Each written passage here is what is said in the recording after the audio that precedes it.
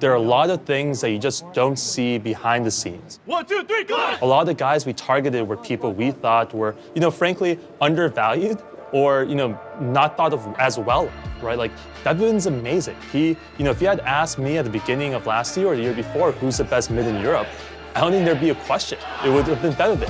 3 kills already for his ear. Through onto the back line, gets pushed away though. This could be number 4. On towards Riot. Is there? Give it to him. He deserves it. And a pentakill for Febiven in his 3rd game in North America.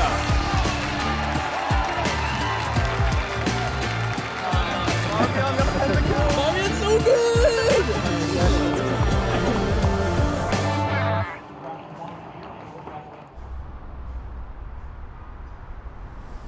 The Rockets were looking for a person to run their esports division. I got a phone call and they're like, hey, would you like to talk to Daryl Morey? And I'm like, yes, I would like to talk to Daryl Morey. That'd be great. And I got a number from a Houston number I didn't recognize. I picked it up and he's like, hey, this is Daryl Morey from the Houston Rockets. You free now? I'm like, yes. We said, hey, let's find someone to help lead it. So that's where we ended up with Sebastian Park after a long process of finding someone. It's a tough space because it's new to find people that you feel like you can put a lot of trust in.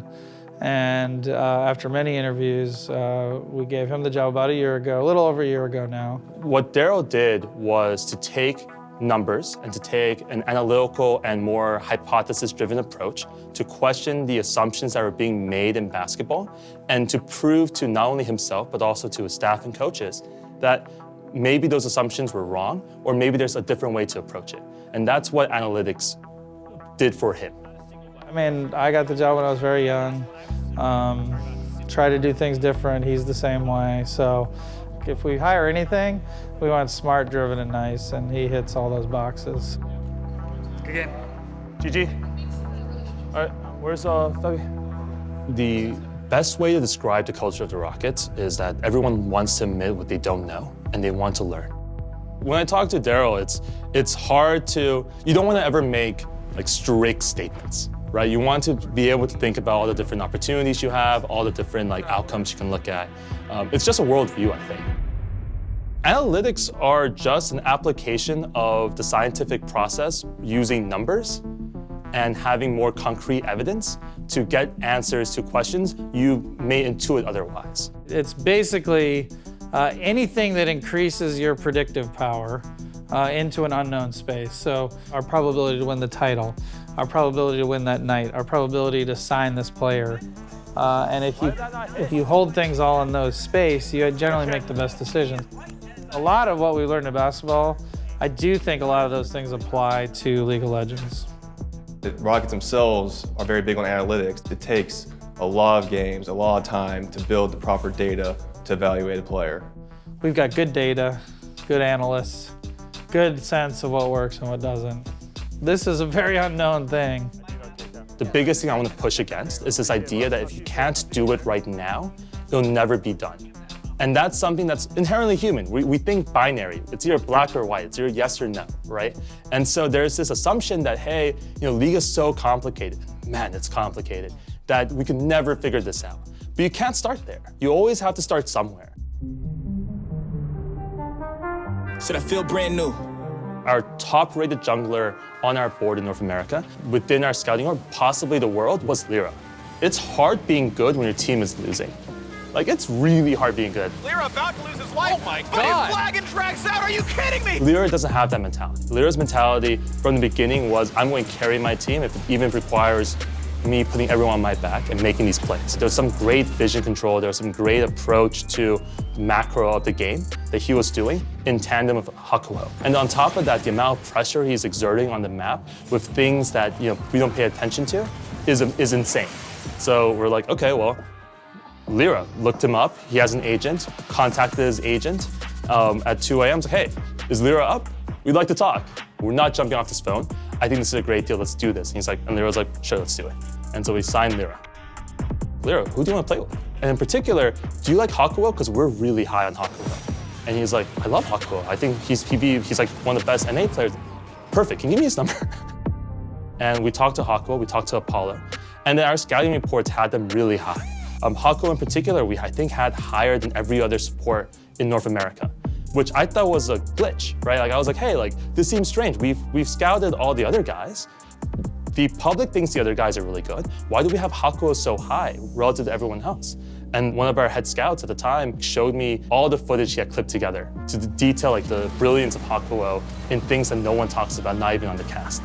And so we're like, okay, I believe you.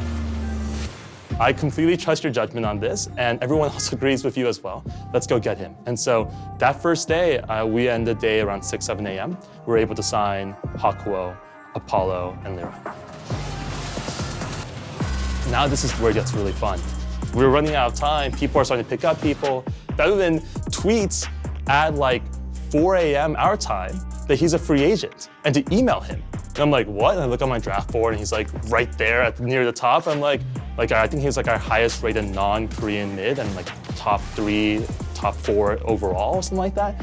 And we're like, there's no way that team could make him a free agent. That doesn't make any sense. Why would you ever let him become a free agent? He's like, I don't know, but he said he's a free agent. Just email him. So I emailed Febiven at 4 a.m. At 4:05, he responds. Insofar as people think that he's fallen down a little bit, I think Fabian is just going to show up everyone here in NA. So we feel brand new, feel brand new, feel brand new. Me and my crew. I've been in this long enough, like you can look good on paper. Like Mike Tyson said though, everything sounds good till they punch you the first time.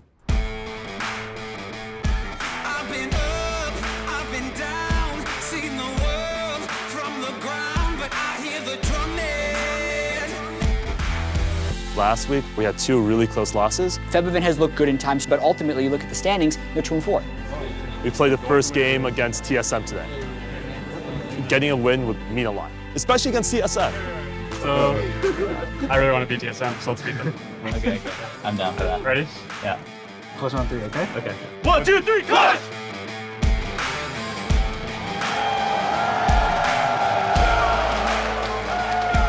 I think I want to play an aggressive jungle here. Yeah, I think that's better too. You guys okay with that? He says Lee Sin or Skarner, so I want to lean towards Skarner. Let's do Skarner. Oh man, I haven't seen this. I haven't seen Skarner in a really long time. You guys can lead the level 1s, okay? Look to invade them. Yeah! The 3-man invade begins. Hold on though, so much damage. Staying around a little long, perhaps Hakuo trying to make it down at level 1. Apollo that gets back up! He's gonna go down! This is a disaster for Clutch. We got Drake next is Infernal too. Just scale for late, like, it's completely fine. Like that. GG. Lyra's not going. TSM is gonna force them off. Yeah, maybe look for a steal. Oh my god, Apollo! Steals it on the Ezreal. That is huge for Clutch Gaming. Apollo grabs the Lyra wants him! Oh, Lyra! Flashing anyone, but he's gonna drag him back in! Yes, She's gonna die. the stasis. Nice, good job. Good going! Grabs Bjergsen Syndra, pulls him all the way back. Looking a lot better here for Clutch. It's a 1,000 gold lead for TSM. 2 for TSM on that Baron. Yeah, Baron, I think is dead at this point. Hakuo looking for a miracle. Oh my god, Apollo! Steals the Baron! Oh, you're so fucking good, man. What? Apollo! Mike Young taking a little too much damage. Getting low! Lyra pulls him in again for Febiven! Takes him over the flash, goes down. TSM carries. Oh my god, for Febiven! Snaps down the carry. Sven takes it out. Bjergsen though shuts him down as the mid lane is just going at it. Kill now, we can end. Go bot. You can end bot, I think. That might be game for Clutch. I got 40 seconds. Just focus next. Hit the base. It's going to be close, but I don't think it's enough here. How Clutch are Clutch Gaming? Go for it! Got a lot of damage. Gonna take this first Nexus turret down. Might come up in 2 more seconds. End the fucking game, guys. Yeah, guys. Yeah, just defending, going for it. The Nexus is active. Yeah. Clutch Gaming gonna take the marathon versus TSM.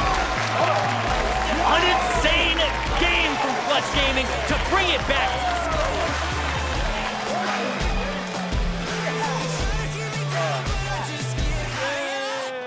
Our goal was always to find people who we thought were exceptional people at great value and just to put together the winningest team that can improve over time.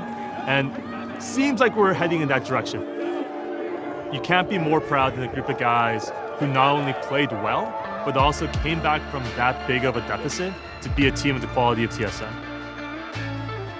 It's crazy because sports and esports, one of the things that they share in common is that you put all the work in and it all comes to one play or one action or 1 minute on a Saturday afternoon, surrounded by your friends and family and fans and chants and crowds. That's why we're here. That's why we do this.